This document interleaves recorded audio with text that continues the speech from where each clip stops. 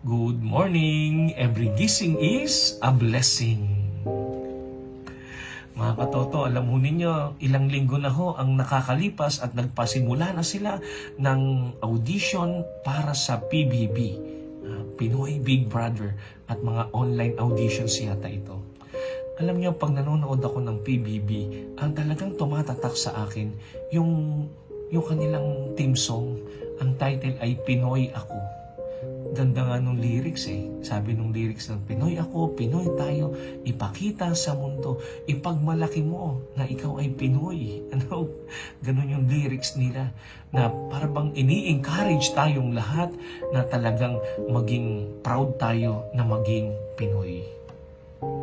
Alam niyo, sa ating unang pagbasa ngayon, sa second chapter ng letter of St. Paul to Titus, nire-remind ni St. Paul si Titus na pagsabihan yung kanyang mga kababayan na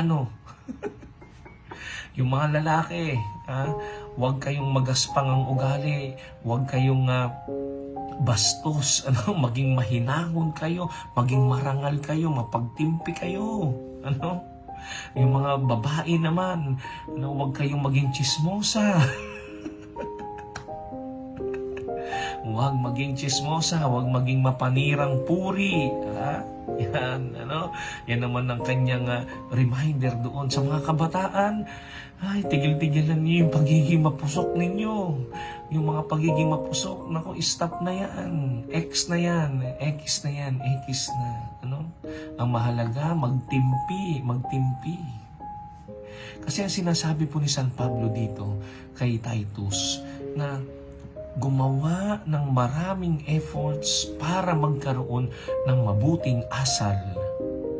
Yung ugaling mga mabubuti, yun sana ang tumingkad at mangibabaw.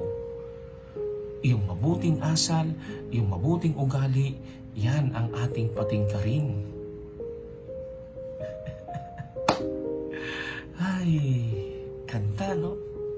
Kasi marami ho talaga sa atin, talagang binuhos ang oras, ang lakas, para lang magdasal.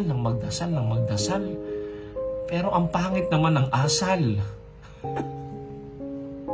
Dasal lang dasal, pero ang pangit ng asal. Hindi na paglilingkuran ng kapwa ng maayos, hindi na igagalang, hinuhusgahan pa. That's the irony of it. Talagang hindi mo makikita kung nasaan ang kanilang buhay.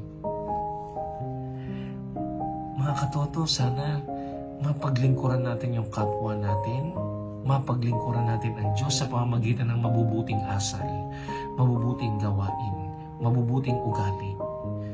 Kung tayo man ay sumablay sa mabuting asal, humingi ng kapatawaran sa Diyos at baguhin ang buhay. At gayon din, paglingkuran at ibigin ang kapwa at ang Diyos. Sumainyo ang Panginoon at pagpalain kayo ng makapangyarihang Diyos Ama, Anak at Espiritu Santo. Amen. God bless you po sa inyong lahat.